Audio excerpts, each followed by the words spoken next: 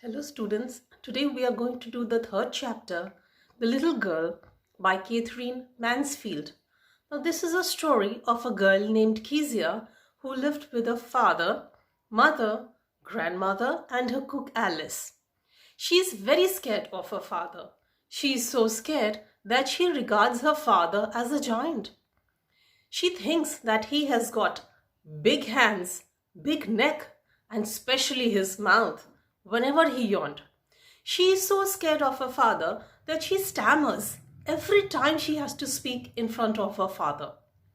Now, towards the end of the story, we find that this relationship evolves into a beautiful father-daughter relationship.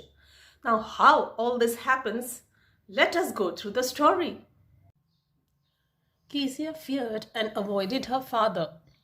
Every morning before going to work, her father would come into her room and give her a casual kiss, to which her reply would be, "Goodbye, father." She then used to breathe a sigh of relief when she heard her father leaving in the carriage.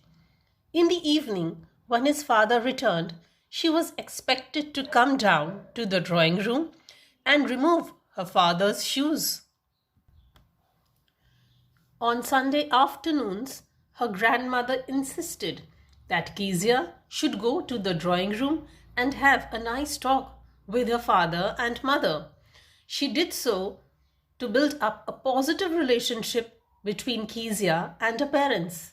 But the mother would always be found reading on the sofa and the father sleeping soundly, snoring on the sofa with his face covered with a handkerchief and his feet on the best cushions of the house.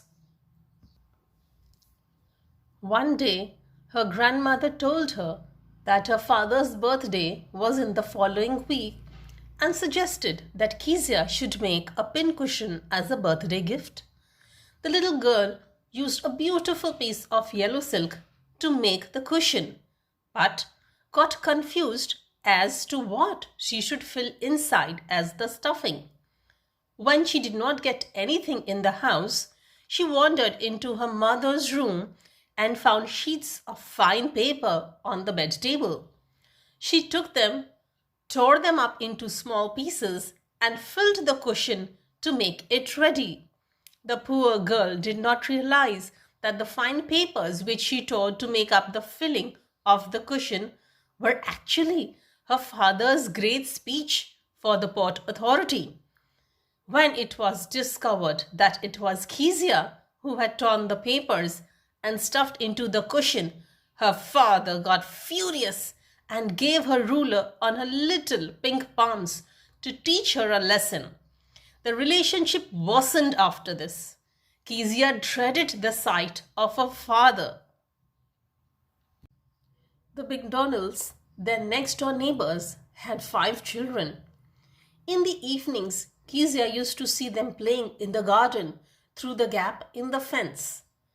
She then came to a conclusion that there were different sorts of fathers.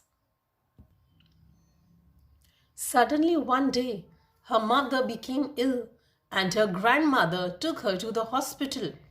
She was all alone in the house with the cook Alice in the daytime. In the night, she had to sleep alone in the room and her father in the other. She had a nightmare. She dreamt that a butcher with a knife and a rope was approaching her with a dreadful smile. She woke up with a scream and found her father beside her bed. The father then carried her to his room and tucked her up.